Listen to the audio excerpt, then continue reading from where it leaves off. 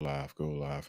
You are live. What is going on, beautiful folks, beautiful peoples, my beautiful sub, my beautiful followers, my beautiful support. Y'all have become my support system over the last 3 years. It's just crazy. You support me, I support you. Anyways, y'all, welcome to the very first, the launch episode of Waving the Red Flag. Waving the red flag with your favorite self-aware narcissist, Lee Hammock. Oh, is it here? Okay, perfect. What is going on, beautiful people? Hope y'all are having a fantastically beautiful. What's today? Today is Thursday. August 31st. So we transitioning. It's a transition phase. We just transitioning from August to September, and we also transitioning into my very first live show. Y'all, I've been planning this for a long time. I don't know, but I'm so super thankful for Jessica. She reached out to me and made this happen. So thankful. Shout out to Jessica. Seriously, shout out to Jessica. Round of applause to her. Literally, y'all. I wish I had my dream journal in here, but it's in my dreams, so I can't show it to y'all. I Um, appreciate you wanting to work with me because this is a very important um, topic for me. Just went through a narcissistic covert narcissistic relationship, so I can relate with how everybody's feeling out there dealing in these toxic relationships. So hey, yeah, I appreciate you, Jessica. Seriously, super appreciative for Jessica reaching out to me and helping me set this whole thing up, y'all. She's been amazing. Round of applause, slow clap, loud clap. It's like one of those movie claps. Like who's gonna clap first? Me. I'll lead it. I'll lead the first clap. Super thankful for y'all tuning in. Thank y'all. Seriously. Super nervous. I'm weirdly nervous for some reason. Even though I talk to y'all every single day for the last since May 19th of 2020. I've been doing videos. Yeah, I've done 10,000 videos. I've never been more nervous. It's weird. Um, it's can I super share weird. one of my favorite videos? So what? Can I share one of my favorite So, yeah, videos? we're gonna share one of Jessica's favorite videos real quick, y'all. Thank y'all for tuning in. So why is somebody like you single? Like you seem like such a great person. I really am a great person. Just like all my exes are crazy. I can understand that. I have some crazy exes too. So where do you live? Well, I'm actually in between houses right now. You know how the housing market is. Yeah, it is kind of crazy right now. So where do you work? I think I love you. You love me? Like we've been knowing each other for 45 minutes and you already love me? It's just a feeling like when you know. Like where do you live? Do you have any roommates? I live by myself currently, but do you have a car? Yeah, I got like 3 cars, but they're all in the shop right now.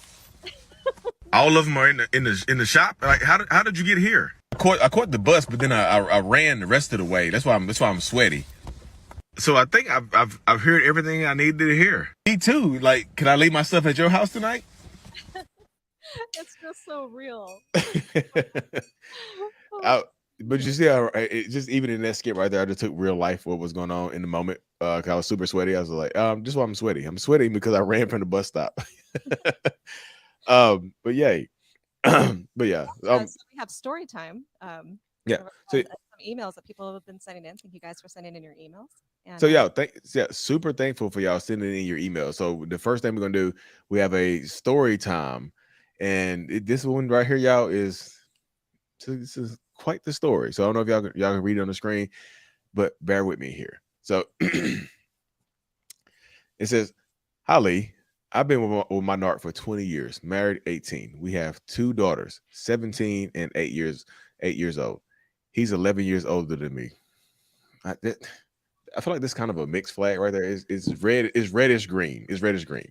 It's like on the color. It's on the color spectrum. It's like between it right there.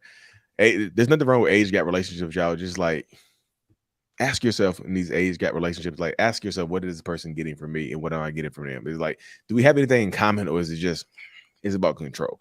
You know. Um, when we met, he lied about his age. Y'all see it? So little red flag, big one. This is a big one right here, y'all. This is gonna cover the camera up. He lied about his age. I was 20 years old. He was 31. He said he was 25. So he subtracted 6 years, y'all.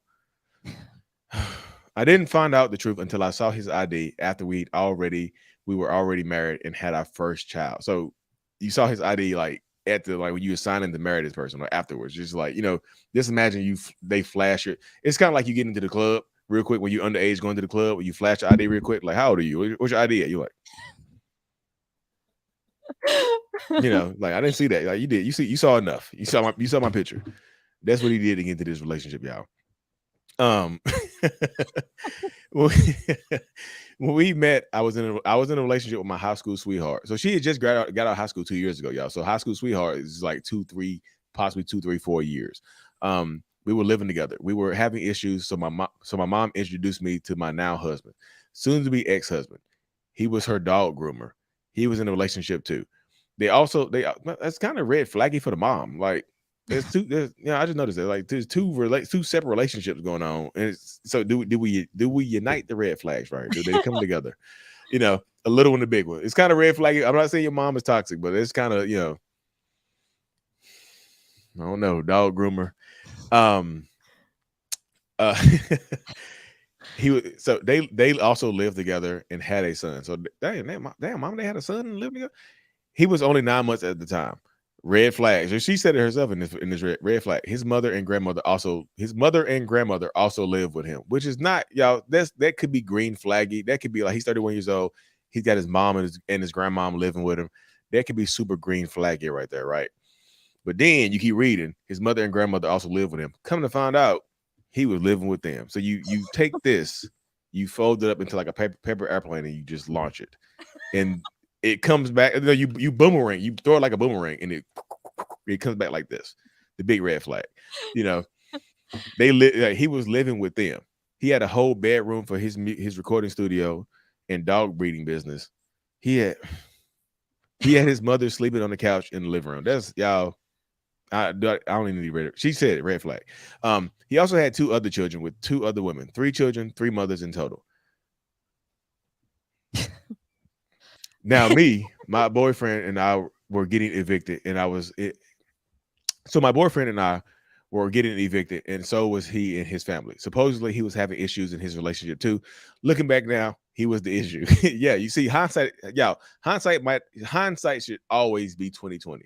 Like, when you look back on your life, if you look back in your life and it's blurry, look back, like, take a step back. Like, go, you moving too fast. If you look back in your life, hindsight is not 2020. You don't have a clear vision of where you came from. Slow down. You're moving too fast. So looking back now, he was the issue. Fast forward, we built a bond. We both basically homeless and lonely. My parents had sold my childhood home and divorced my last year of high school. I had been on my own ever since, for 3 years before I met him. I felt mature. I was I was in university. I was working full time. Like, she's green flaggy right now. She's throwing up green flags, y'all. I was in the university. I was working full time. I had a Jeep. I was doing well, but I had nowhere to go once I was evicted.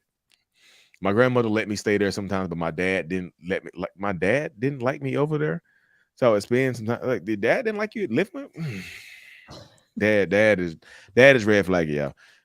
So y'all see where we're going with this story so far right here. Mom introduces her to a person who's already in a relationship with a baby and 3 kids. Has 3 kids. Dad doesn't like her over at his house. But you kind of see how this young woman right here is already in a vulnerable situation. She's already super vulnerable, and she's super, she's open. She's got evicted with her high school sweetheart. Like, you can't provide for me. So mom introduced me to what I think is a good guy, and dad don't let me at his house. So you turn to this person in your time of need. This person is there for you. He's older. He's there for you. You know what I mean? So where was we at? Right? But I had nowhere to go once I evicted. My grandmother let me live. My dad didn't let me go over there, so I spent a lot of time at the narcissist's house, which he had been evicted from. We were literally squatting, shaking my head. So they were squatting in the house, like, there's struggle love. You know, this is the epitome of struggle love. She wasn't struggling, but she was struggling in her love, because she had a job in a Jeep, double J, job in the Jeep. I was sleeping on an air mattress. Air mattresses can be, air mattresses this day and age is just so much better than it used to be back in the day. Praying that the police wouldn't come banging the door down. One day they did, and we had to go immediately. But before that, his ex baby mama number 3, comes to the house one day while we're gone, vandalizes my Jeep, breaks in the house. She forked all 4 doors of my hood and the trunk and the roof. then left the two flattened forks on the ground with a note saying, "That's what you get for fucking with that bitch." She broke the window, flipped the air. Y'all, you know how angry, like, so this is like, so the baby mama number three is a red flag. So she's forked the cars, the tires, but the one deflatable thing that she could stab with the fork and break, she didn't do. She just flipped it out of anger. Like, how mad, like, like, y'all, she was seeing red. Like, the baby mama was seeing red. Like, the one thing she could have busted with the fork, she didn't. That's how misdirected anger can take you right there, y'all. So don't let anger drive you to doing this stuff right here. That is wild. Flip the air, flip the air mattress. On the way out. She broke the window, flipped the air mattress, crushed my makeup, stole my phone and clothes. So she's kind of like dressing like her now. That's weird. He never checked her. I took her to court. She didn't show up. I won, but got nothing. She has never worked for her wages to be garnished. So that's just, you see how that is right there? It's like, you can't take my wages if I don't work. Later I found out he was still dealing with her and lying about me. So of course he said, that's what triangulation comes in, y'all. He's telling baby mama number three that she, the current person, is toxic and lying and blah blah blah, boo boo boo beep beep beep. Just saying all kinds of weird stuff to her to keep baby mama number three on her side. So one of my best friends is unalived. He was the only one there. So you sit right there, like, so even all this stuff happened right here, all the vulnerability, all the trauma, all the experiences, this person is still there for her. So her best friend lost his life, and guess who's the only person there for her? Mom is not there, dad is not there. The toxic narcissistic person is there. You see how that works out right there, y'all? That's how narcissistic people get you. When you're vulnerable, they be there for you. They're there to put their arm around you, put your arm around you, kiss your neck, clap your cheeks, whatever they need to do to be there for you. They do that, you know. Anything to make you feel better. So one of my best friends unalive, he's on one. The bond gets tighter. I end up pregnant and we get married. We had a courthouse wedding. I was 5 months pregnant. We kind of just wore whatever. Nobody came. I was estranged from my family. His mom was there. That's it. Just a witness. But you see right here, right, y'all, highlight the part where it says I was estranged from my family. Like, her family's not there. Like, she was estranged before they got married. It seemed like she was estranged with the family before they even got into this relationship dynamic. Like, there's no, no congruency in her life, no stability in her life. So you get this toxic narcissistic person who, although he is toxic and emotionally abusive, it seems, he's there for her physically. And that's what she seemed like. That's what she needed at that moment in time. So it's wild to see how the mind works when you attach to somebody toxic who is just there when nobody else is there. Your dad's not there. I don't want you living with me. Go live in this squatter house with your toxic boyfriend with 3 baby mamas. Like, that's dad. And mom, I don't know. My mom was, his mom was there. His mom never cared for me or the woman he was with. She couldn't actually believe he was getting married. She couldn't believe he was getting married. Yeah, 3 kids, 3 baby mamas. Now you marrying somebody you don't have a kid by. That's wild. That's my red flag. That's a red flag right there. The mom is surprised you get married. When have y'all not seen a mama cry at a wedding when her little boy, she's giving her little boy away? My baby get married. Like, when y'all never seen them cry, that's wildness. That's also a red flag. We only have one wedding picture and it's so sad. He's forcing to smile and barely there. And mine is obviously not real. The kiss was cold. And they went to IHOP. They went to IHOP after the wedding and that was it. No honeymoon ever. No engagement. He didn't even ask me to marry him. I just told him I want to be married. I don't want to be another baby mama. She didn't want to be baby mama number 4. She wanted to be wife number 1. So you see, hierarchy. Typically in a narcissistic person's life, there's this weird type of hierarchy. Like, he got 3 kids by 3 different women, and she doesn't have a kid by him yet. She's pregnant, but she elevates them more in his life, which could, eventually make number 1, number 2, number 3 baby mamas jealous. And they all looking up at her angry as hell, like, oh, you got the ring and the baby. We only got the baby. So that happens all the time, y'all, in these spaces. He didn't even ask me to marry him. I just told him I don't want to be another baby mama. He said, okay, made the appointment. He just made the appointment. And she said red flag. It was just a red flag. He didn't even ask to marry her. She's just like, I need to be married. My family was happy, but not. They felt left out. They felt confused. They were concerned. We spent my pregnancy in the back room of my grandma's house. So grandma's being there. That's good. Grandma's green flag, y'all. We got a green flag grandma here. But we didn't get a place until my daughter was about 8 months old. Then all hell broke loose for real. Year one of the marriage was introduction to hell. 19 years later, I'm here to tell my story. So yeah, she ended up getting out of there, y'all. So she is escaping now 19 years later. But you'd be surprised how long people stay in these relationship spaces and these relationship dynamics just because they get caught up. They get stuck in these relationships. They get stuck because somebody is there for them. They see if somebody is there for this person, if somebody is there for the narcissistic, somebody's there for the victim, you latch on to the narcissistic person. You latch on like, oh, he's here for me or she's here for me. They are here for me. So I'm happy. I'm happy this person is here for me, and I have nobody else to, I have nobody else to lean on. So you lean into it. You lean into this one person that you're with, and it could be, like I said, it could be extremely volatile, extremely toxic. But this is the only love because nobody else is here for you. You know what I mean? Somebody said green flag grandma. Yes, grandma's a green flag. GFG, green flag grandma. That's new. That's a shirt right there. Yeah. Yeah, like I said, I wish her the best, y'all. She's getting out of it right now. But when you get out of relationships like this, they don't make it easy for you. I promise you, he's just not just like, just take the kids and go. You know, he's probably going to try to turn the daughters against him, turn the daughters against her. He's probably going to try to do a lot of different stuff. So when you're leaving a narcissistic, toxic relationship, always kind of be prepared for them to make your life hard. If you have kids, they're going to make your life difficult. They just will. That's just the type. It's just the type of dynamic that exists in these spaces. They're going to make your life hard just because. You know, it's just in that space right there, y'all. So that is a tough story to hear. I'm glad you sent it in. If y'all want to send your stories in for maybe not this week, but for next week's live show, you can send it into the email address right here, waving the red flag show at gmail.com. And we can go over that too, though, y'all. And we also have the voicemail number at the bottom of the screen. You see it scrolling across the bottom of the screen. It's 844-244-4670. Yep. So thank you for that person sending it in right now. There was, it's tough to send it in, y'all. It's like, if you send your story in, yeah, it might be hard for you to share, but being vulnerable can help you heal. But like getting your story out there can help you heal in ways that you didn't know were possible. And it can also help other people because other people might be going through similar stories. Because I saw people pop up in the comment section saying 22 years, 20 years. One of my favorite people I've met and I've been engaging with for the last about a year or so on her healing journey. She just got out of a 43-year marriage. 43 years, y'all. Four decades. I'm 38.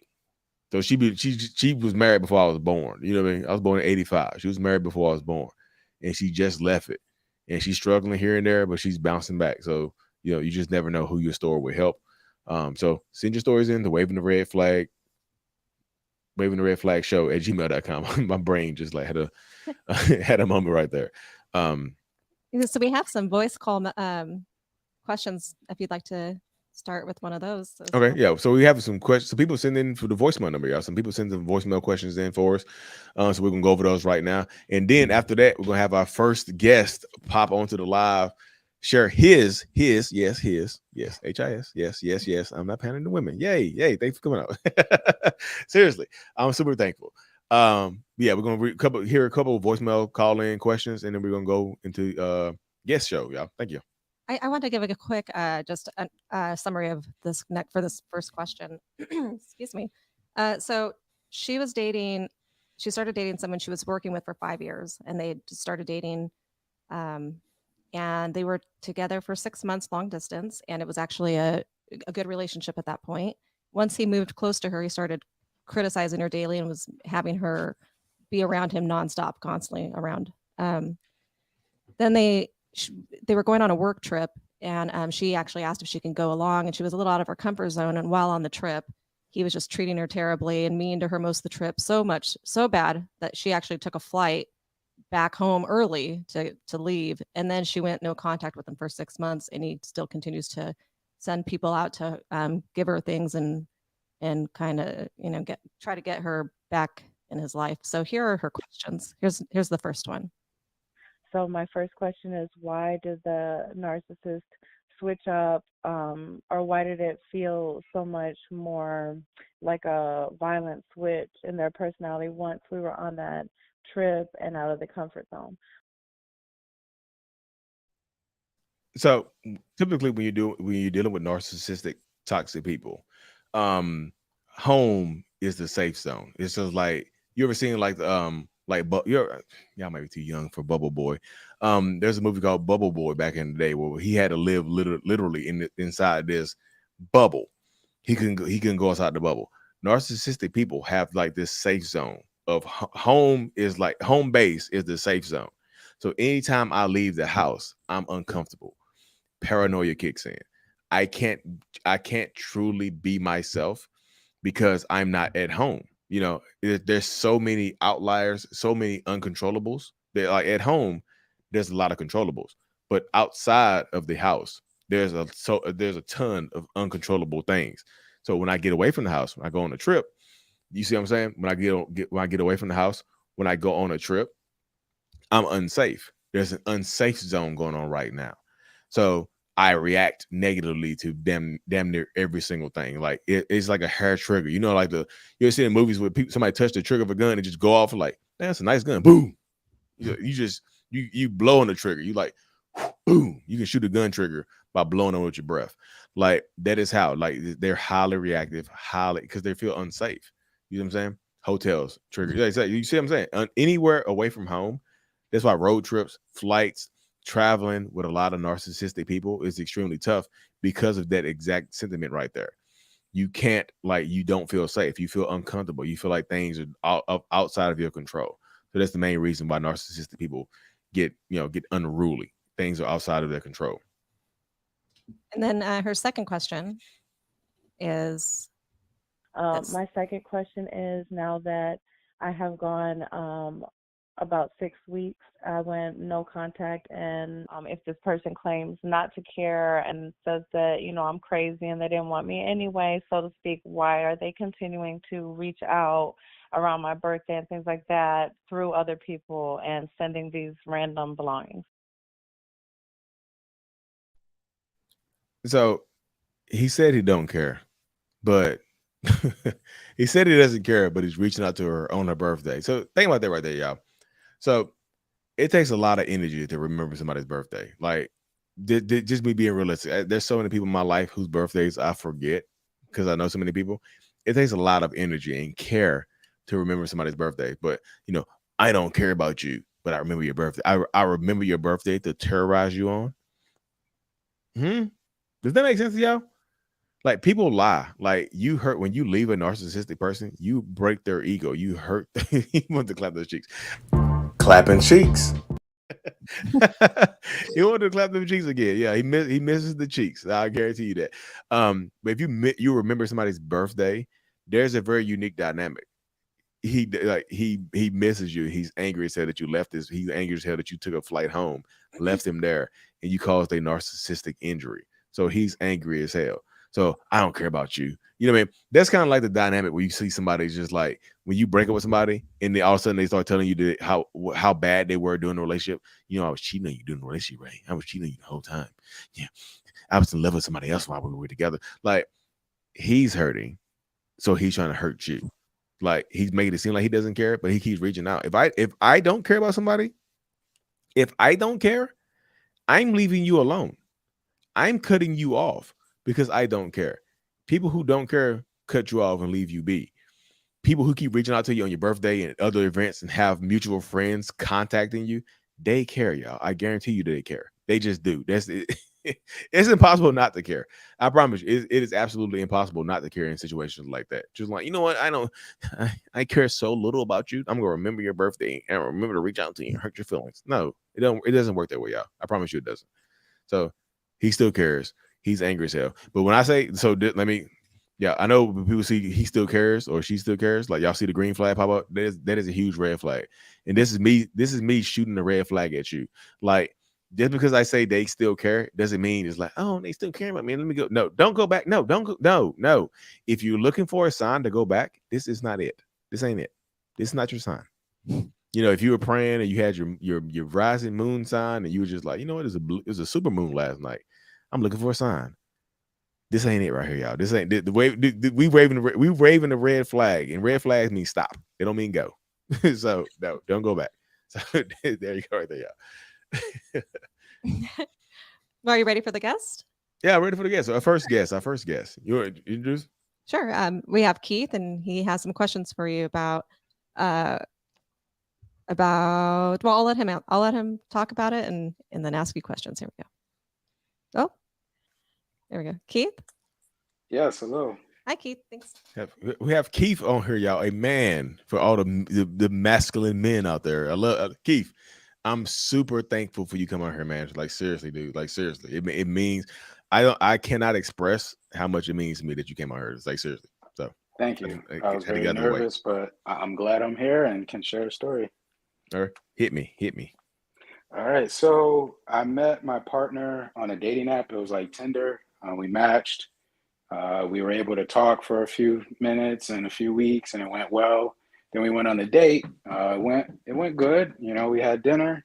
Then it led to spending time at my place, and from then on, you know, that first night was already told I love you.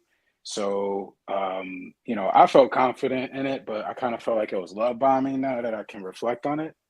And then after dating for a few months, I had my own narcissistic ways. Always had some supplies. I was always texting females I shouldn't, maybe flirting a little too much. So I was caught up in that, and that did break a lot of trust between us. So, you know, that was kind of a transition period out of the honeymoon phase, kind of understanding like, all right, is this someone I could really see myself with? And it was working great. I think that the age gap kind of was affecting us. There was a 5 year age gap. I'm kind of already in a living outside of, you know, normal standards. Sorry, that's my toddler. As you can see, I'm a father as well. I thought my kid. I was So like, yeah, I'm trying to monitor him, but you know, he wants to get in the podcast as well. Oh, Is, you know, I think our age gap was starting to conflict with our future.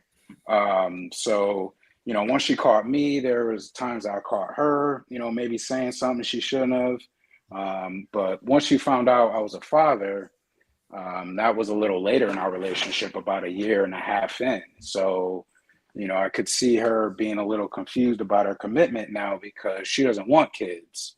So that was a big, I wouldn't say a big deal breaker, but something that I noticed going on in our relationship once my Tyler was introduced into my life. Um, so I do have a few questions, and they're more so of just trying to get out of my narcissism and understand narcissism as itself. Um, but do you feel as though love bombing is a big red flag? Like, what is a time frame for it? I understand maybe the first night meeting each other definitely would be considered.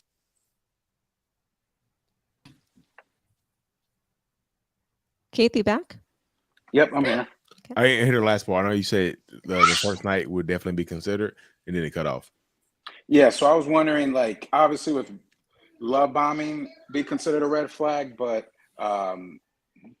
so my big question as well with my situation is that the partner did not, you know, we didn't have a proper closure. It was kind of just like, hey, I want to break up. I'm exhausted. Who said that? And Who said that part right there? my partner did. Oh, So she did. Okay. Or yeah. she did. So Okay. she said this, you know, maybe about a few weeks ago. And, you know, I can understand her being exhausted. She's been moving a few times. I've helped her with that.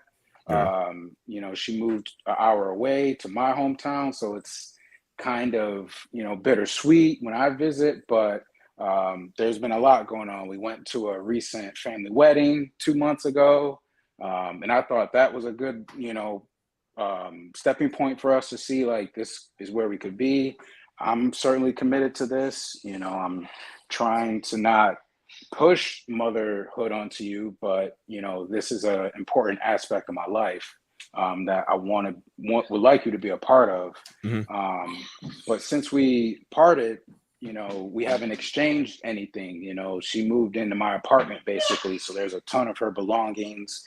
You know, there's keys, there's multiple objects of ours that I feel as though she should have back by now, but I'm wondering why she's not receiving it yet. Is it, a little bit of narcissism, or just, hey, I need some time to process this all? I mean, could it be narcissism? Absolutely. But like, could it be some time to process it off? I'm leaning more towards a little, a dash of toxicity, like a sprinkling of red flag there, like it's raining red flags a little bit in that space right there, especially the first night I love yous. That is, to me, that's love bombing. And Yeah. typically, yeah, so somebody put in the comments, like, typically that is absolutely, for me, that's love bombing. Like, you know what? I don't even know your last name or your family history or where you're from or where you live, but I love you. That's to me, that's weird. You know what I mean? Mhm. Even I wouldn't say that. I'm diagnosed. I wouldn't say that. I just like, that's too quick. That's just weird. But Yeah. you get into that space where it is, it is toxic. I do believe like love bombing isn't genuine. It is like plant. Like, to me, this is my perspective on love bombing is. Love bombing is like planting a seed and hoping that it grows. You know, you plant a seed in fertile soil, what you think is fertile soil. You know, only thing you can see is what you have tunnel vision on, what directly is in front of you. Like, damn, this is some fertile soil that I can see. Let me plant this love seed and hopefully it grows in here. You plant this seed and you hope that it grows. You hope that it grows. But sometimes you plant a seed in the desert, it ain't gonna grow. You have to plant it in the right type of soil. So they're planting the seed and hoping that you water it. They water it Mhm. with I love yous and maybe you put them throwing the cheeks on you, whatever they do. Trying to come to your house, whatever they trying to absorb your time. They hope that it sprouts into this love bombing plant. The seed goes into a plant, but that just in that unique dynamic, in that unique space. But so I have some questions too, Keith. I know you got some questions for me. I got some questions too. We got some questions. We both got some questions for each other. We the All question right, bros. We now. the Yeah, question bros that's right why now. we here. All right, let's go. Question bros. No, because because I was like, so I know she said I love you on the first night, but so the 5 year age gap, I don't. So it just depends on what age range you're in. I don't think that's a big deal for me. I can see if it was 18 Right. and 23. That to me Yeah. is kind of red flaggy. But if you're Right. 35 and 40, to me that's irrelevant. 25 and 30, that's kind of different stages. But like still, to me 5 years is enough. You just said she's actually Lee, she's 40 years younger than me. I was like, you know what, Keith, you know, Right. you I pop think some, it's lifestyle as well. yeah. Hmm. My partner is more with residential life, Okay. focusing directly on campus, like a coordinator. Yeah. So that time has to be dedicated there. But I've been off of campus for almost a decade. Yeah. I would say I'm more independent. I'm used to paying my rent, paying these bills, having everything due. So, our lifestyle may match different wants and needs. Mhm. And especially when my son was introduced, that time was kind of split for sure. Okay. And, So you know, that was the yep. question I had right there. I was like, so when did the kid get introduced? The when did she find out you were a dad? So I found out this was like So you found out. late. So you found out too. So it was a shock to you. Yes, I found out 10 months ago, and it was basically through a CPS letter. Oh. Yeah, so I petitioned, took the test, found out, and now Okay. I have joint custody. So so That'll be a story for next week, but okay. So I let's. can delete my question then, because my question kind of just revolved. It seemed like you were hiding it. When I thought when you were telling your story, I was like, damn, Keith, you hiding the baby? That's kind of toxic. You know what I mean? Like, hide Not the at baby is all. like Keith. Hide the baby is a red flag. I was just like, if you Yeah, hide the kid until she fall in love with you, yeah, you toxic. But if it just got dropped on you, that's a whole different story. It just kind of depend. Like, there's a backstory to the backstory, you know. But yeah, could things change up because now you find out you have a kid, and could things change up because you find out you have a kid and she finds out you have a kid? Yeah, feelings could change in that space right there. So that made a lot more sense that you just found out that you had a child as well at the same time she did. So that makes a lot more sense. Like, so I like, say Keith, like, she got a point there. She didn't yeah. want to be a mom, man. Like, But Keith, and here's the thing, I'm very transparent. I'm in yeah, my emotions. That's why I'm on this show. yeah, So, I sat her down and I said, look, if this isn't working, if you don't see yourself with a partner, with a son this soon or ever, let me know. We can work through things. And I've tried to have that sit down and discussion as an adult and put it out on the table. However, that person, they said, I'm good, I'm rolling with it. But Oh, that, I feel like it was because of where they were in their life. They didn't like their job per se and yeah, maybe wanted to move. And here I am watering that plant, like you said, watering it and making sure they're nurtured, making sure they're secure in their needs and what they would like from a partner. And, less than a month after moving and seeing some independence in your own, new role, new lifestyle, yeah, it felt as though, okay, now you're expendable. This isn't working. I'm exhausted. But I wasn't asking for nothing more than an ear, a confidant, someone I can share this new discovery myself. But I found it a bit narcissistic on her end because, I get it. She may be a child of wedlock, but her family, the siblings aren't. It's millions of families and whatnot that have these situations or worse. But, mhm, I thought taking responsibility for the previous actions and for this entirely not only made me a stronger and better person, but I yeah, thought it would build the relationship. I do think if it was just this with my son, maybe that could be a bit more understanding. But, if I had supplies, I was messing up, I was caught doing this, that, yeah. yes, I could see that eventually, that was running dry and had to be Yeah. removed. So, But I was starting to think about that while I was typing and got to yeah, the show. could there be some vulnerability there? Would you understand that who you are, what role you play? Because you didn't have to say you would text other females. You could have left that part out. So that part being right there, just saying that part out loud, can help you if you take it in the right direction. You know what I mean? Just like, damn, what was I did I want to commit to this person, or was I under the spell of the love bombing as well? You know what I mean? Because I just feel like she did say she loved you on the first night, which is I just I struggle to see how that's not a red flag, because like a lot of she might be not maybe a narcissist, she might be more borderline or whatever. Because a lot of borderline people fall in love very quickly and be like, you know what, I love you. I know we've been together for 4 hours, but you're the love of my life. You're my favorite person. That happens. No, That that's have kind of yeah. the reaction it was. So, That happens you too, know, though, because but borderline people, BPD people, can also have a splash of narcissism within themselves because it's the same cluster as NPD. They can be more borderline to traits. Because women tend to lean more towards borderline than actual narcissists like myself. Um, they can be just super highly emotional, highly volatile. Where once they feel like they're tuned into you, no matter what you do, they kind of don't want to leave you. Even you pop up with a baby from nowhere, that's 2-3 years old or however old your baby is, they might just like, you know what, you're my favorite person. I'm not going anywhere. But then mhm. sometimes when you get into those spaces, they will, they get tired of it. They want to be number one in your life. So you just like they don't want to compete with a baby. And they can disconnect from you as well. They're just like, you know what? You were my favorite person for like 3 months, but then I just can't compete with a baby. I don't want to. And then they dip out. They speed away. So yeah, could you? I just feel like it's just in these spaces right here.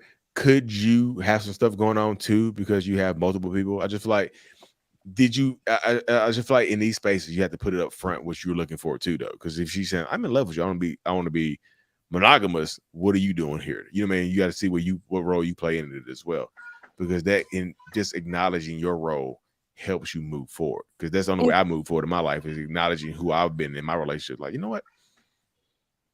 I was a red flag. I'm red flag. I'm red flag. I walk around with a red flag in my backpack. You know, every day, not just for the show. It's just like I'm a walking red flag. So it's just like acknowledging your role and see who you are, digging deep into who you are, helps you move forward too. Because I don't know where you are right now.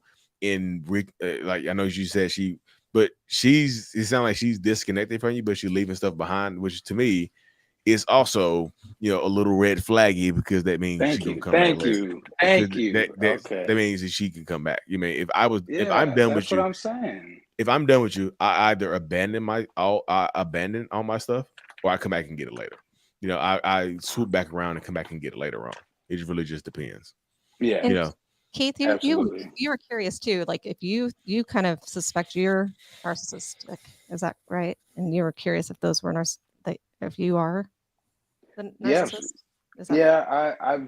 and I've come to some like traits that I've had, and it's just randomly like I'm feeling confident in the relationship and mm-hmm. things are going good, and then one thought is like, hey, I wonder what thing two is doing, and you text, and then that leads to something else. But I've noticed, I need to focus on where I find comfort and that comfort zone. Mm-hmm. I was raised mostly by women, so that right there, shows that maybe I can get along better, with a Betty than a Bob. But I think I've did it to myself. I've made my circle smaller, and Mm-hmm. by doing that, it makes me more susceptible to anybody or any person that would respond or have a similar, common theme or want. And lately, we don't know what that is. Sometimes it's your time, sometimes it's your money, sometimes it's what you can provide. So, Yeah, that's kind of what I felt lately, is that I provided everything that this partner wanted, but all I wanted was just some patience. I'm literally working, for full custody to have him for myself and focus on getting a better job. And just because you found a better job and you found a few weeks of independence, now a 2+ year relationship means less. yeah, It was a big eye opener for sure.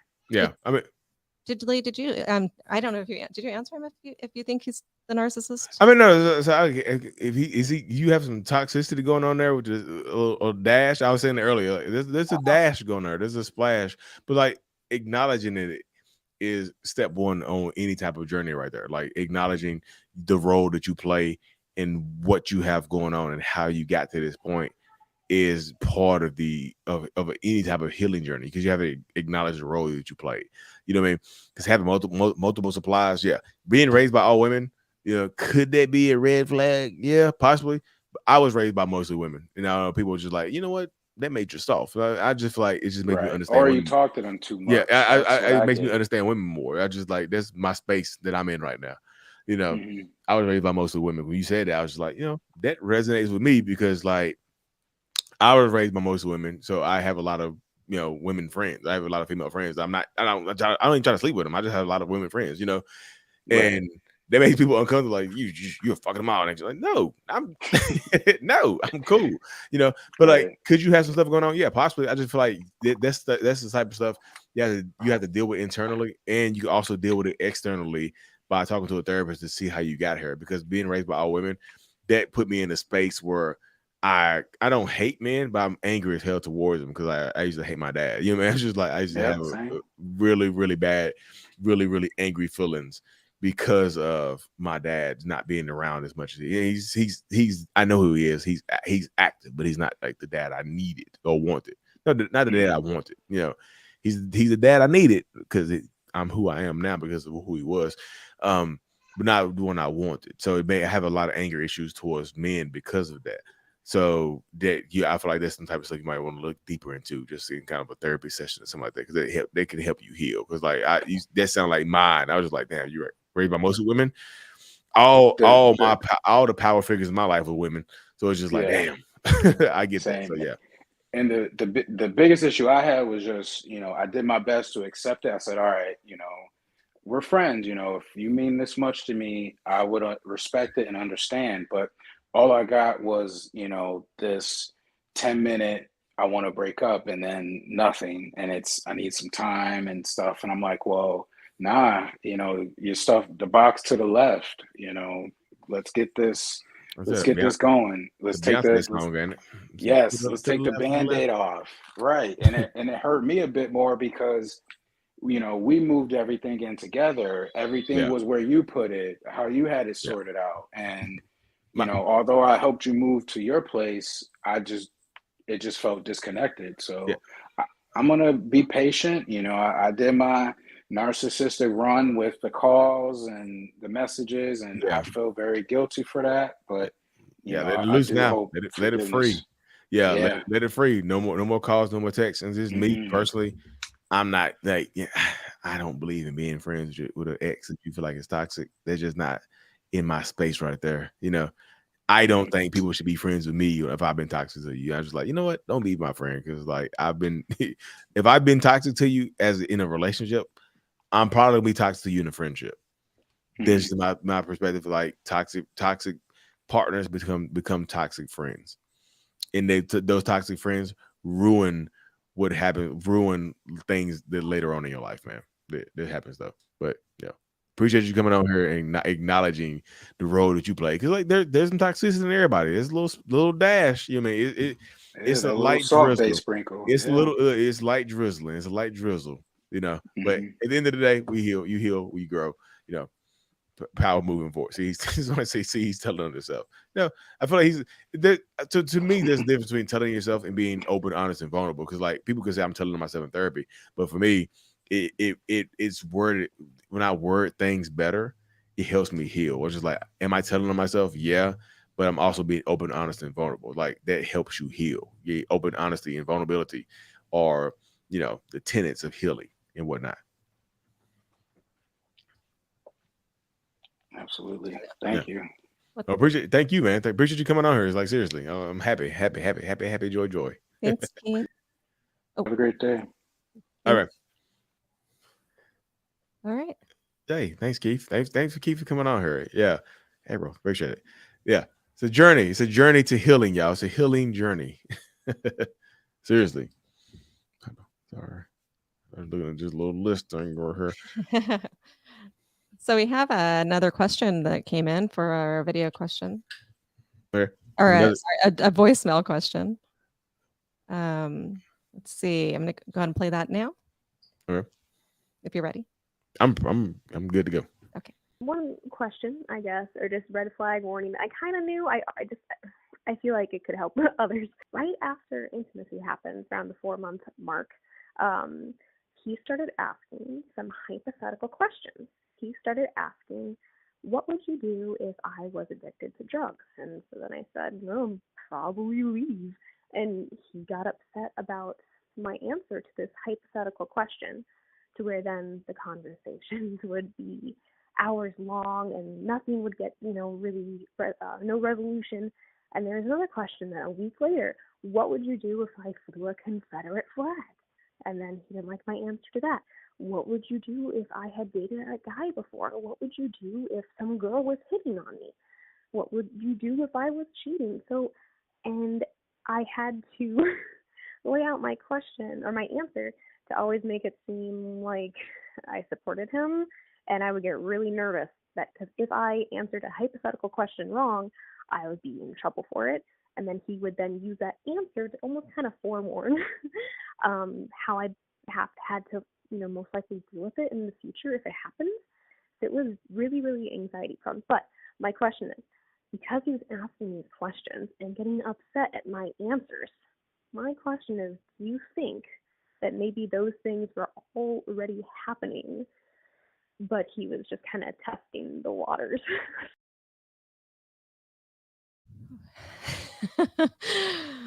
Wow. Yeah. Big, big red flag. Yo. So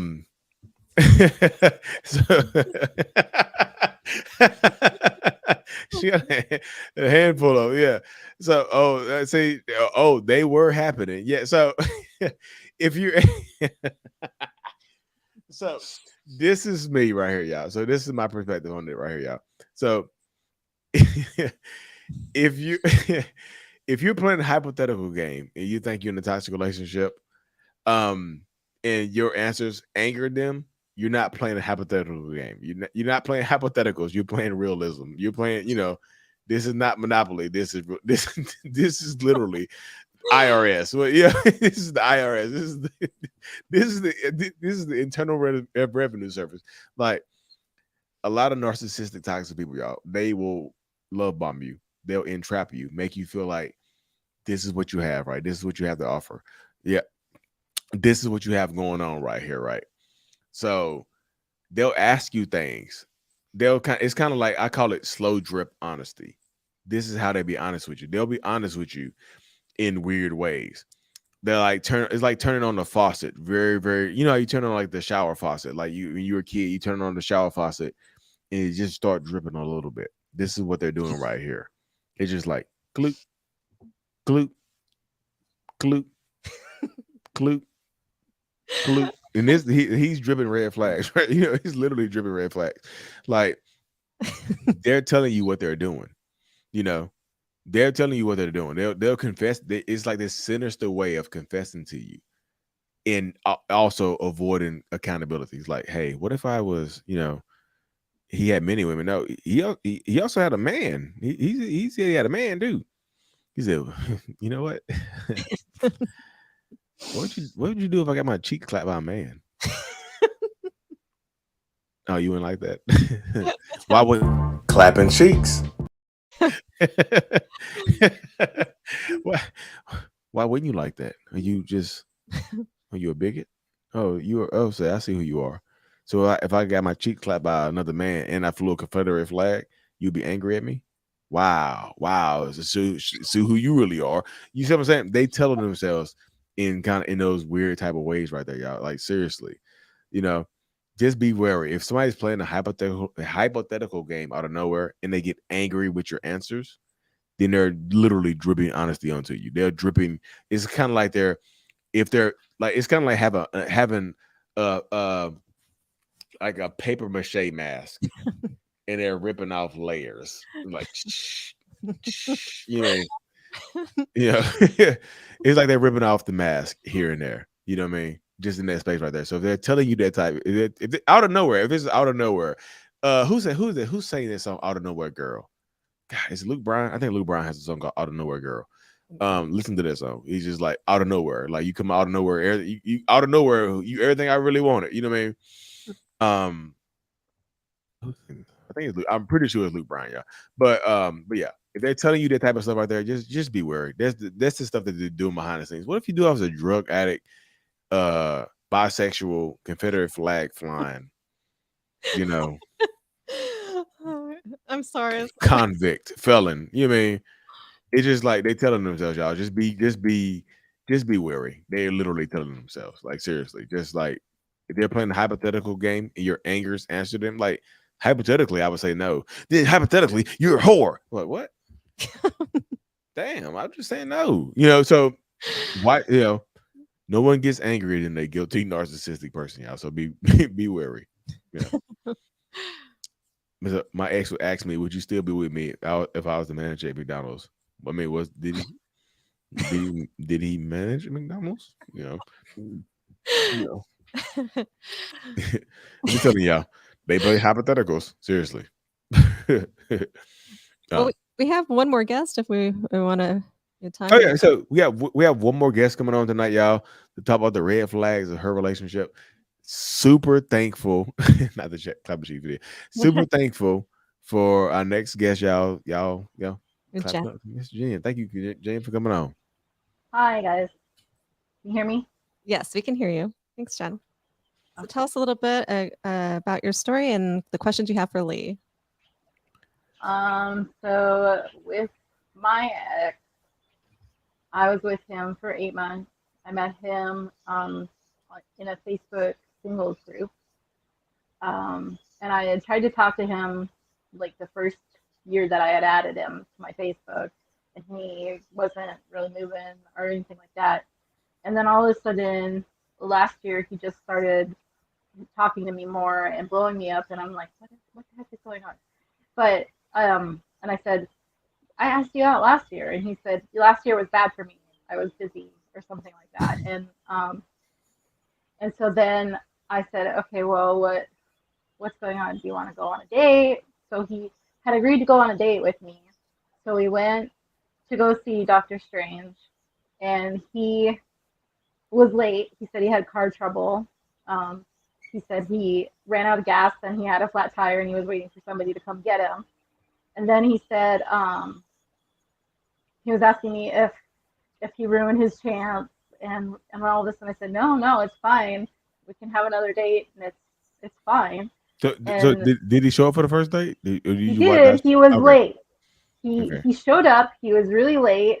He sat next to me, and I could smell alcohol on him like right away. And if you can smell the alcohol on them, that they're like heavy drinkers. It's coming through the pores.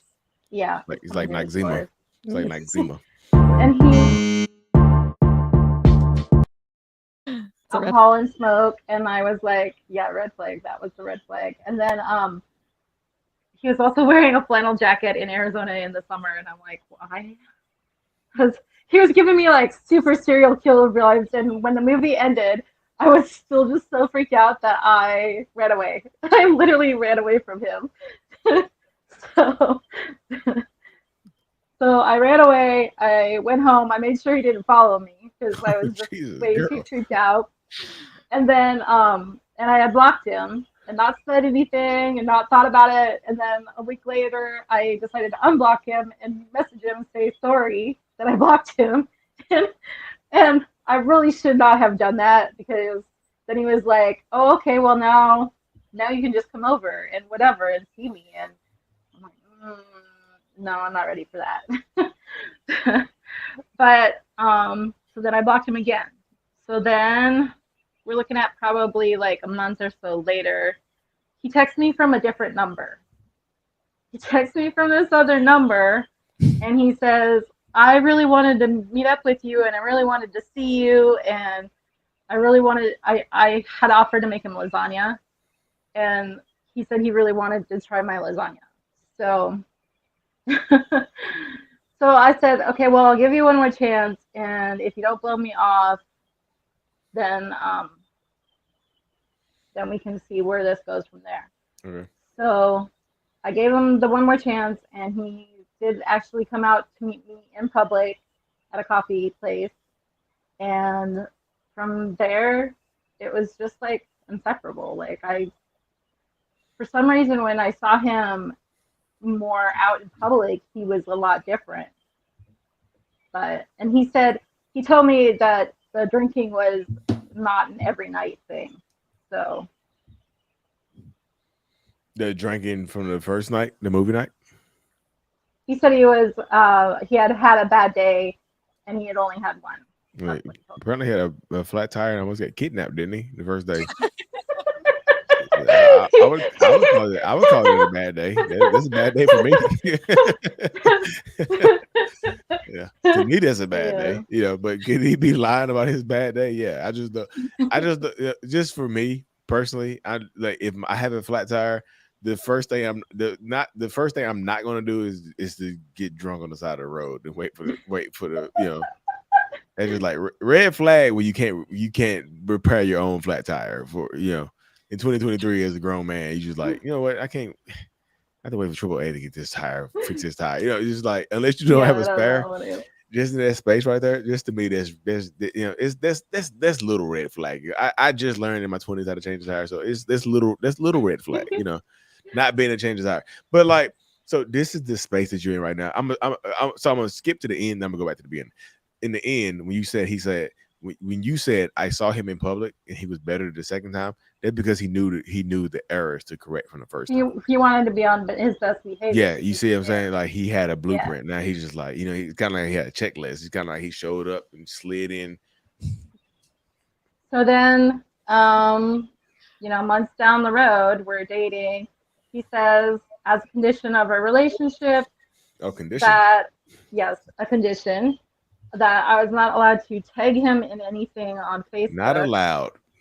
And not allowed to tag him as in a relationship. Oh, I could post about him, and I could post pictures, but I couldn't say that it was him. Clapping cheeks. Yeah. Yes. So, red flag. So yeah, it's super. So just in that space right there. So it's easier to see it now. Like it's like when the haze clears, you know what I mean? It's easier to see when you get out of it. It really is. It's kind of like like right now it's hard for me. I cannot see what you look like right now behind this red flag. But I take it away, it's I see you clearly. I can see him doing it to his new girlfriend too, because she posts about. She does the same thing. What did the new girlfriend? So did you? Okay, so at some point, Skip okay, this. so We in skipped this. February, So we skipped. let We me go skipped a back. chapter. We skipped the In chapter. in February, I had called him out because he was super protective of his phones. Also a red flag. Phones, multiple. Phones, multiple. Yes, phones. I wasn't allowed to ask him about all the phones either. I wasn't allowed to All. talk No, it's about. more than you said. All. So it's more than two. Yes, It's yes, more than two. yes. No, not more than He two. would hide them. No, I didn't. Like I can't even He was say. hiding. No. He would hide them. He pulls one out.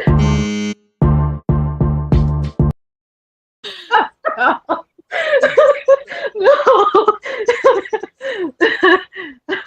And he had them in boxes. He had them like all over the house. All over the house. It sounded like he had some decoy. It sounded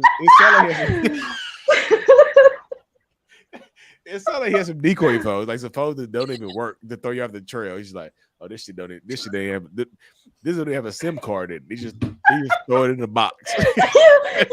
Yeah. You're like, you'll never touch my own phone, but maybe if I throw these around. Yeah, he just throws shit around. Yeah, like crap. Like crap. I knew you would find that one. You know, it's just like, oh, you found my shoebox phone. What? I'm glad. So I'm super happy you can laugh at it now when you out of it. It's not funny when you're in it. It's not funny when you find a phone in the shoe. You know, and it's not funny when you find a phone in a coat pocket when while you're in it. But when you get out of it, it's just like, you know what? God damn it! He had a Galaxy Note 8 in his Birkenstock, and I didn't notice it. You know, it's just like, what are you doing? You know, just the phone to throw you off. So anyway, I had been asking him if he was talking to other girls, and he would tell me no. And then he would do the blame shift. He would say the accuser is the one doing it. That was his constant line. To make me feel guilty because he was doing it. Yep. And I never had access to his phone, so I couldn't see. And then one night he had left it unlocked, and I did go through it, and I saw girls texting him in Facebook, Snapchat, girls messaging him in Snapchat. It's just like all over the place. Even messages in his work thing, messages to other girls telling them to add his Snapchat in his work messages. Yeah. So at that point I was really frustrated, and we got into a big fight about it on the way to his grandma's house, and he hit me in the vehicle. He physically hit me, and I was so freaked out by it, I opened his car door and got out of his moving car. Oh, girl. And I ran to the Circle K on the corner of the street of the road, called the cops. His mom is sitting here texting me. She says, I hope you didn't call the cops and lie. Oh my gosh. The mom. So, and then after that we were pretty much no contact. So I didn't know really what was going on with him after that point. And according to him, that's when we broke up. In his head, that is when we broke up. We didn't actually break up. And in May, I got this weird group text from his daughter's phone. And it had a whole bunch of phone numbers that I didn't know in it. So I went through them and I looked them up in Cash App. One of the girls was a follower of his on TikTok. So then I looked her up on Facebook. She had all kinds of posts of him. Mm. So that's how I found out that he had a new girlfriend. And I did the thing that you're not supposed to do, and I tried to warn her, and she called me and threatened me. So she called you and called you and threatened you? She called me and threatened me. Oh, we lost her.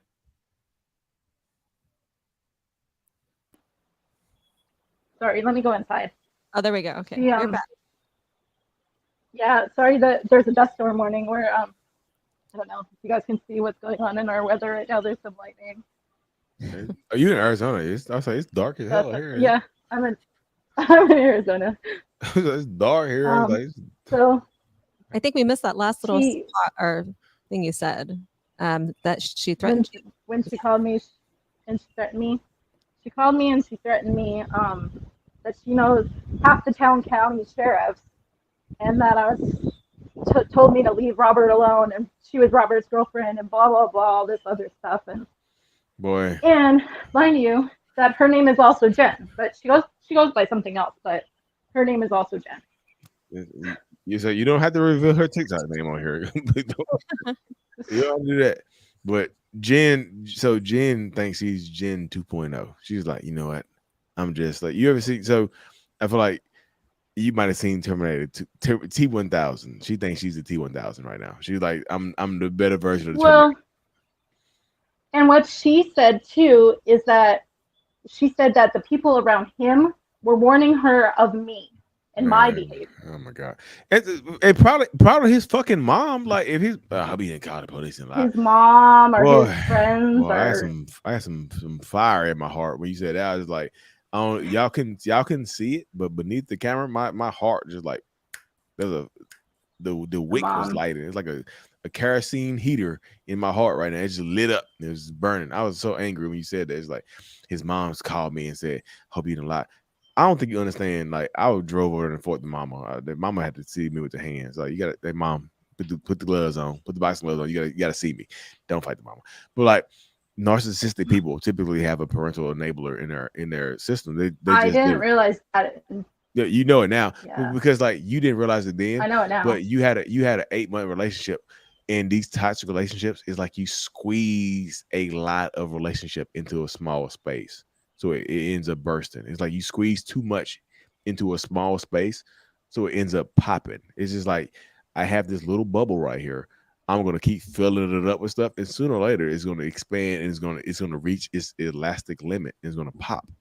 That's how toxic relationships go. Like, you can only squeeze so much into this small space. We've been together for a year, and we already been in abuse. We've already been in this. We already been cheating. We've had so much going on in this. You're squeezing too much in. That's a red flag. Like that's really red flag. You're squeezing too much in, and somebody said, please address the violence. I was getting there, Chloe. You get into that space right there. Always, so y'all be careful. Of course, use discretion in how you do it. But always, if they put their hands on you, call the police immediately. I don't give a fuck about their job or their career. I don't want to. He works for the FBI. Like, fuck him.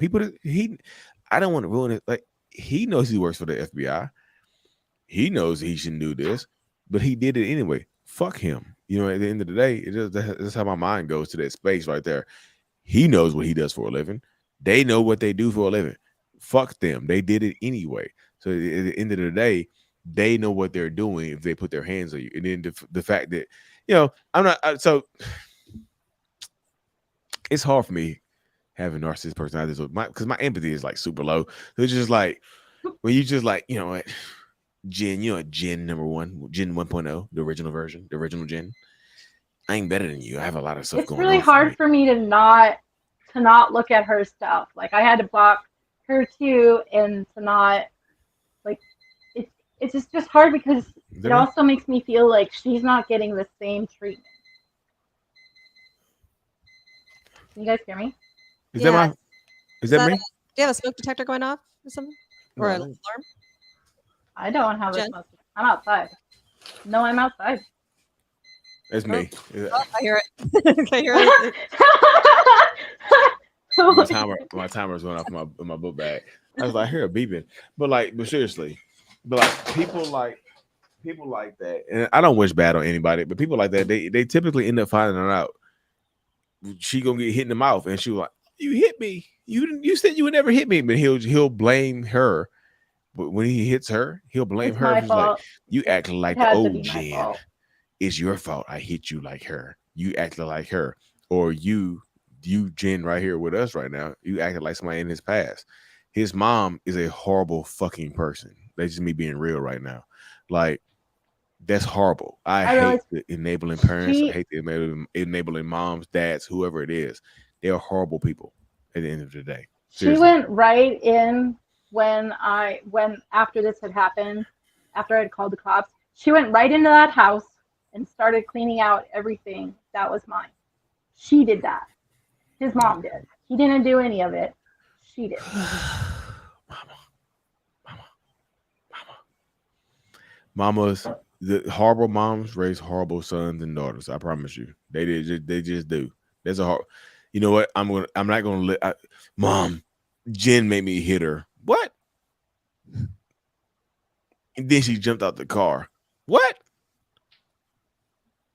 Imagine you barrel rolling out of a car on the highway to get away from this to get away from this person. That is horrible.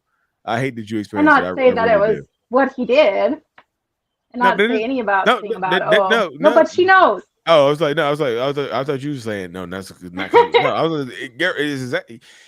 It's exactly because of what he did. Like you wouldn't just ride on the side of the highway. You know, hey Rob, you know what I'm about to do? He's like, what, baby? Hey, baby, I love you so much. What are you about to do? He's like, I'm gonna jump out of this moving car for no reason. And you just fucking you jump out the car. You didn't do that, did you?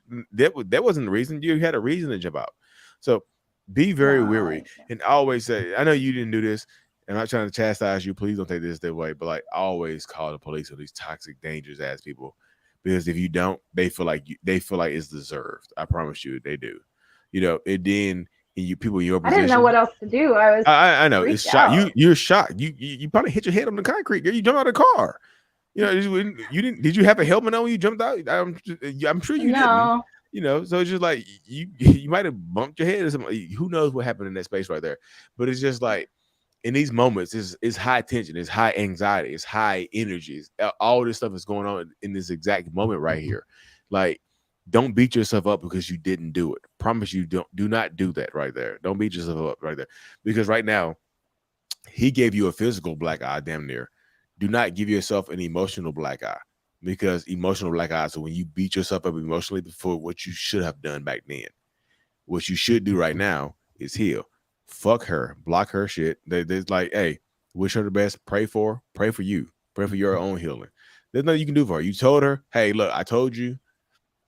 Your conscience is clear now. If anything, you can just like it's kind of like being in a wedding, and you let the pigeon out the box. She was like, "Fly, pigeon, fly." it's Your pigeon has flew. You told her. You know, man. There's nothing else you can do. it's frustrating to me that like his baby mom never approached me, never said nothing. Why would She she? Why she would she? it was just weird to me that he like, but she would drop But the you see, kids off there when but I was there. but think about this right here. Why would she reach out to you? Think about this. You reach out to his current partner, and she said, "Fuck you." Why would you? You see what I'm saying? Like in that space, you're telling his partner right now the truth about what went on, and she doesn't Mhm. care. So people in her position She probably think doesn't like, care. you're not gonna care because people typically, or because you got to think about it, you're getting love bombed. You mean the new person right now, the new gen, not the new gen, the other gen, next Then gen, too. next gen, next gen, like a place like PS5. You know what I mean? The new. She's getting played. You see what I'm saying though? She's getting played with. So you see that space that she's in right now. You know what I mean?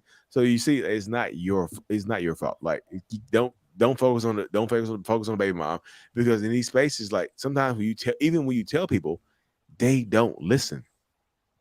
You Mhm. mean they don't listen. Even when you tell them, hey, look, So I would have been like that yeah, too, you might right? have Okay. because like I always tell people, you have to be ready to receive your blessing. I don't know how old you are. You don't have to tell me how old you are, but like if somebody would have gave me $100,000 when I was 18 years old, I would spend it a lot differently than I am when I'm 38 years old because I'm ready for it now at 38 than I was at 18. You see what I'm saying? You gotta be ready for it. You're not ready at a certain age, in a certain part of your life, you're not ready to receive it. Now you see what I'm saying? You ready now, so now you avoid it. You saying you in a state right now where you can avoid it. Like if it happens again, you can avoid it. You're like, oh, he hit me. Oh, you hit me. I love you, babe. I'm not gonna call the police. And then when he go to sleep, 911. You run out the house, whatever you had to do. You see what I'm saying? You know now, because Mhm. everybody's not gonna Mhm. listen. This is being me being realistic. Everybody's not gonna listen to you. I'm gonna keep it hot. They're just not gonna do that. Yeah. Don't hold no anger towards the baby mama. Release that. You gotta release that like a pigeon. You know what I mean? Like the wedding pigeon in the box. Yeah. The new girl, Do you you think? did all you can do. Yeah. So now. Do you think that he will do the same to her that he did, Oh no. or So I anybody? already know he is because the mom is already setting it up. The mom has heard this story before. The way she reacted, she's heard this type of shit before. So yeah, he gonna do the same thing. She gonna do the same type of stuff. You know, he just is. This is him. The mom has heard this type of story before. I hope you're not gonna lie. What the fuck I'm gonna lie about? You see what I'm saying? The mom has heard this type of story before, and he's convinced her that the other person is lying or that she is. You see what I'm saying? It's a bunch of bullshit going on behind the scenes. You know, it's just They baby steps to healing. You know what I mean? He's not gonna treat her better. they've He's gonna be him, and the mom. You know what I mean? In the next 100 years, she's burning in the lake down beneath us, she'll look up and just be like, "Damn, I should held my son accountable." You know what I mean? It's just like you know what I mean. When her feet and her body are hot for eternity, she'll she'll regret this.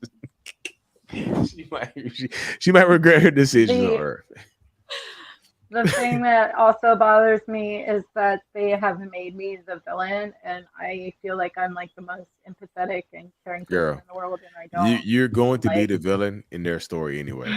You might be in your story, you're Batman, but in his story, you're the Joker. You're the Joker right now. You mean you Right. seen the Dark Knight with Heath Ledger?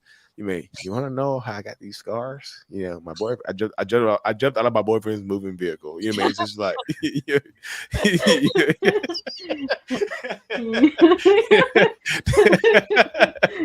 that's your story right there. Just heal. I'm proud of you for making this far though. You here to tell your story. I'm super thankful for you coming here and telling your story. Like super grateful for you. Like seriously, you're healing. You're healing.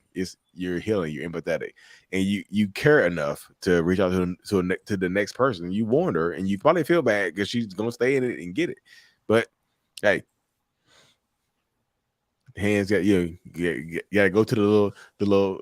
I feel like there's a empath house, like a little fraternity house where empaths go, and you go to like, wash your hands, a little empathetic sink with little hand soap, like wash your hands clean. You did all you could do. You know what I mean? Baby steps. You're healing. Well, Thank you. thanks. I appreciate you guys letting me share. Thanks for Hopefully, others can learn from my story too. Yeah. Baby steps, healing. Thank you for coming out here though. Seriously, for real. Appreciate you. Yeah. Super appreciative. Right. Have a great night. Thanks, Jen. All right. Well, let's see. We're an hour and 20 minutes in. What are you thinking? You want to Do we have answer? another? We have another question from we actually have a couple questions from the chat that I'd like to maybe Okay. Hit me. here's Lucy. God, I'm getting old. I can't see. Lucy says, I have been seeing a guy for 5 months and there is no label. He says I belong to him and goes long periods ignoring me. Is this a narcissist? So could it be a narcissist? Absolutely yes. Is it controlling? Also yes. You see what I'm saying? So how is there no labels but I belong to him? That's label-ish. That's label-ish. You mean it's like, it's it's not Nike, but it's like a subsidiary of Nike. It's like Fubu or some shit like that. It's like you got to leave that person. That type of person right there. He thinks you belong to him. This is the like, especially with modern society. This is a one-sided open relationship. Like I own you, you belong to me, but I'm gonna go do what I wanted to do. I'm gonna do what I want to do, but you have to stay pure to me. I go long periods with ignoring him. Like, be careful when you leave this type of person though. 5 months in, he's talking about he owns you, girl. No, no, I belong. You belong. That's little. Is that little? No, I feel like it's big. That's big. That's a big one. That's big. That's big. That's big red flag. Don't do that. I also want to. 5 months. That's pretty. Hey, Shakita, thank you for joining the members. Thank you so much. Seriously. But 5 months in, don't do that, y'all. Do not do that to yourself, because that right there hurts you more than it helps you. Like 5 months in, like he says he doesn't. There's no labels, but I belong to him. No, that's saying like I'm going to go out here and sleep with whoever I want to. If you do it, I'm a flame on like Johnny Storm for the Fantastic Four. You know, you belong to me. I don't belong to you. That's sick, weird cultural dynamic. That's a big one. It is a big one. I pulled out the little one. I was like, well, you know, that's big. That's a big one. That's a big one. That's big. But yeah, no, don't do that, y'all. Don't do this to yourself. 5 months in, y'all. It takes 90 days to get to know somebody for who they really are. You got 5 months, which is, give or take 5 months, 30 times 150 days. You got more than enough to know who he is. I own you. You don't. And you belong to. I own you, but there's no titles. Fuck him. No, don't do that to yourself. Me personally, if you were my daughter, I'm like, hey, Dad, I have a boyfriend right now, and he says we're 5 months in, and he says there's no labels, but he owns me. What? He owns you? No, there's no labels. But how do you? You said you're not a piece of furniture, but like think about it. Yeah, that's exactly true. But like, think about it from this perspective right here, y'all. Like, how do you own something with no labels? Like, even in real life society, even property, how do you own something with no labels? Hey, what are you doing? Hey, you on my land right here. Can you prove that you own it? No, there's no labels on that land, but I own it. The fuck? Prove it. I claimed it. Freeze tag. You freeze tag it. No. It's not hide and seek peekaboo shit. I know. Don't do this. Somebody said pimp. Don't do that. Be careful though, y'all. That is not Lucy is not a loving comment. He is setting you up. Yeah, they are. I'm serious. That's real. There's realism right here, y'all. Do not give your body, soul to one of these weirdos. You know what? I own you. 5 months in, I own you. Don't do no, fuck that. No, don't do that to yourself. Seriously. Where's the payment? Yeah. Where is the payment? No, seriously. Well, yeah. Yeah. So is there anything on the list? Hold on, look up her report. Yeah, so the next we have another question for from the voicemails. And okay, another voicemail question? Okay, yeah. Perfect. Let's see. Let me grab that. There we go. Hi, Lee. I just wanted to share this with you. I'm gone, divorced from my narc ex-husband, but we were married 9 years. But I would say within the first month of us dating, he knew I was serious about someone. I wasn't dating just to be dating. And so I felt like he wanted me to know that he was serious as well. So like within a month of us dating, we were just hanging out, and he showed me all of his financial information, all of his, bank accounts and all of that. And it was kind of weird because it was only a month. But at that time, as opposed to thinking of it as a red flag, I just thought it was just him showing he was serious. So tell me what you think about that. Have a great one. Bye-bye. So. So sharing the so I saw some of the red flags in the conversation. Yeah, that's red flaggy right there. Especially like she said that she wasn't serious about dating and he had somebody else or whatever. So you get these toxic narcissistic people that again it's that ownership contingent comes into play where they feel like you belong to them. So it's just like, okay, you belong to me. So and how do I get you? How do I snatch you from this space right here? What they do is they show you they suck you back more into their lives. They introduce you to their family. They introduce you to their friends. They tell you that they love you. Hey, we're gonna have a baby together. They future fake you.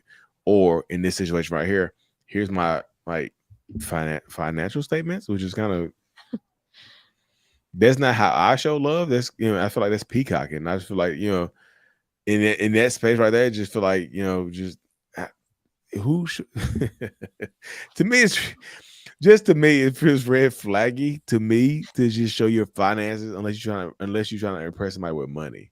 unless he thought that money would impress you or his finances would impress you.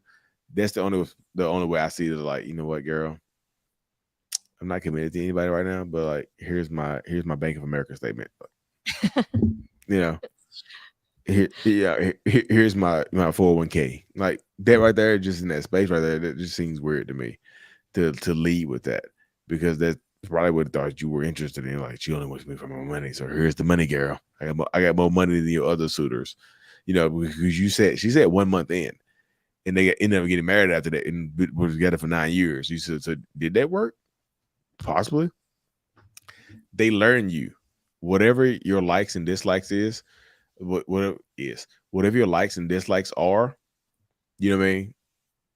Whatever they ask you what you like, what you dislike, what you need, what you want, and they dig in on your needs and your wants, so you want them more. If I tell you that I can satisfy your needs and wants more, you want me more. He just dug into that. He literally just dug into it, crept in on it, and they work. Just like, hey, look, my finances are good. Here's my I was in world Amway Global for a few years, and here's my pyramid scheme or readout for you right here. It's just like, then this space right there. I'm not saying Amway is a pyramid scheme, y'all. Just like, it's network marketing. I know how MLMs work. Just in that space right there. Just be very wary. They try to bind you to them with finances, money, family, whatever it is that they think you're most interested in. They'll show you the most. Like, if I have a plume if I have a plume of good feathers, and I think you like green the most, I'm gonna show you the green. It's like, hey, I like money blue. Here's the green. I'm gonna ignore everything else, and I'm put the green right in front of your face. So the only thing you see is the green. I got red behind it. Y'all can't see the red, can you? You can't see the red flags, because I'm impressing you with what you want and need. I'm waving the red flag right behind it. See, you can't see it because the green flag is right in front of you. So just they might show you a green flag, but always try to see what's behind their back or behind the scenes. You see what I'm saying? Because they helps you heal, they helps you grow, and it helps you spot them better. You know, that's wildness. Bank statements. I don't even know my wife even seen my current bank statement. That's wild. This is like it's wild to show somebody now in real life that you just get to know. I know you got a lot of other suitors, but here's my Roth IRA. Just like yeah. I had a guy show me his credit score on a date. Like, I was like our third date, but still. Oh, the third date. Credit score. Yeah, I was like, hey, just damn, this is weird. My credit karma just updated. Look, it's just like yeah. they just show it to you. Yeah. Yeah, like over 800 score. So it's kind of impressive. Impressive. Just in that space right there. So yeah, we have a few more questions. And if you guys have any questions for Lee, we can do some rapid fire right now. And then I think, that's all we got for the show. All so here, let's see. Catherine, what's on, girl? What is your opinion on a narc that calls himself Lucifer when he's raging? Believe him. If they tell you that they're like the devil, believe them. Yeah, is it posturing? Possibly. But I just feel like if they say stuff like that out loud, they're trying to live up to it. It's just like, well, I said Lucifer, so I have to become that. What will Lucifer? The little WWJD bracelets. This is like WWLD. What would Lucifer do? Lucifer would burn you. So be careful in situations like that, because I'm just saying, when they're raging, anything is possible. What I've learned over the last 3+ years of talking to so many people is that I don't put anything past anyone anymore. I just don't. Anybody's capable of anything and hurting you and harming you, and to try to prove a point. Seriously. Chloe says, can these narcs change, and how did you? So, do I believe that narcissists can change as a whole? That's, man, if you give me 100 narcissists in front of my face and just like, Lee, how many do you think can change? I'm probably gonna say one or two. And change, they will still be narcissists. they might just be the narcissists that work on themselves to try to live better existences. That means there's a 98, 99% chance that you're going to waste your time. You know, out of all the self-aware narcissistic people that I've met and I've dealt with over the last few years, there's only one or two, maybe three-ish that actually are changing for the better. You know, one of them, like the main one that pops into my head is Ben Taylor or Raw Motivations. He's working himself for the best. Like he's doing a lot. He helps me. Me and him bounce a lot of stuff off each other. There's a lot of horrible other self-aware narcissists on here. So if you see somebody that says self-aware narcissist, they are still probably a horrible person behind the scenes. There's a few. They will remain nameless right now, but can narcissists change for the most part? I'm gonna say no. Don't trust it. Just don't. That's me. That's my perspective. Tyler, how do you navigate seeing your narc ex almost every day? At work. So if you work with them, this is the red flag of do not sleep with your coworkers. I don't know if you work with them. I know they cheeks might look good, whatever you have going on. They might be handsome, sexy with dreads. They might be dreads and have an I'm vital shirt on. Don't sleep with them, y'all. They will be super toxic. You know, because like imagine it. I always imagine what would happen if this blows up in my face. You know what I mean? I know it's cool and everybody's young and I get it, but to see somebody every single day, like I dated one of my exes, and guess what happened, y'all? She was highly narcissistic. I'm not saying she's a narcissist, but if she is, she fit the criteria for me. I worked with her. I had to see her every day, and she used to come. She used to bring her dudes in there just to embarrass, just to get on my nerves, y'all. She did it on purpose. They're very purposeful. They're very intentional. But when they are intentionally trying to hurt you, that just means that they're hurting inside. You see what I'm saying? If somebody is intentionally trying to hurt you, that means that they're hurting themselves. That means that they're angry, they're jealous, they're angry, they're pissed off, they're not happy. They're trying to hurt you. What happy person you see like, I'm so happy I'm gonna hurt my ex? Nobody's happy hurting their ex. You see what I'm saying? Unless they're sadistic. Then we have a whole different conversation going on. You know, but you have to see them every day. Just understand if they're trying to hurt you, if they're trying to do some bullshit, that means that they're not happy. They're not moving on. They're still sitting in their shame, sitting in their sorrow. But me personally, I had to quit my job. I had to quit. I quit. Yeah, I quit my job, y'all. I had to quit my job. She was getting my nerves, y'all. She was, oh goddamn, she. That's why I say y'all trigger me with these questions. Like this, yeah. God damn it. I had to quit my job. Seriously, y'all. She was getting my nerves so bad. She was just, there's a tough cookie to crumble. Don't battle with your narcissistic ex, especially if they're a woman. She's a beautiful woman too. She was just brain dudes in her. We were at the Blockbuster video, so I had to check everybody out too, and it was so annoying. She was doing it purpose. She was looking at me smiling. She was brain dudes in there looking at me smiling the whole time. She'd meet dudes on Tinder, Facebook, whatever she meet them in. Just bring them to Blockbuster, just be smiling at me because she worked there. I had to check her out. I had to, and she would look at me smiling just like the whole time. This is my next therapy appointment. I had to work through this, y'all. Got my damn nerves. Don't date your coworkers, y'all, because they will come back and get you. But like seriously, if you have to work with them now, I would be fine now because I understand the dynamic. If somebody is trying to hurt me, they're not happy themselves. If you have to work with them, control your reactions. Controlling your reactions is a superpower, y'all.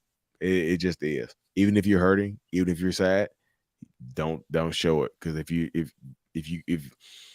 a tear, they see a tear coming out, they are happy. They win. Don't let them win.